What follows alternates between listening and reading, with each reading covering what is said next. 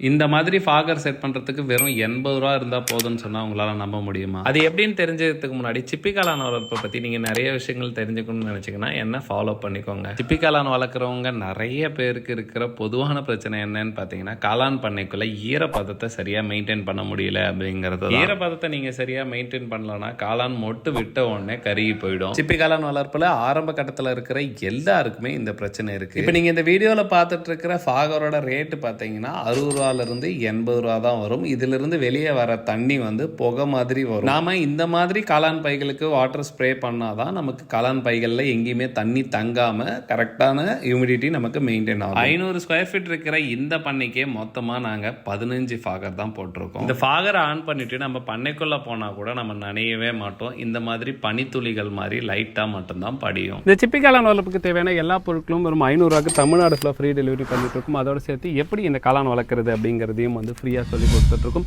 உங்களுக்கு இந்த காளான் கிட் வேணும் அப்படின்னா மேலே ஸ்க்ரீனில் தெரியிற நம்பருக்கு கால் பண்ணி நீங்கள் வாங்கிக்கலாம்.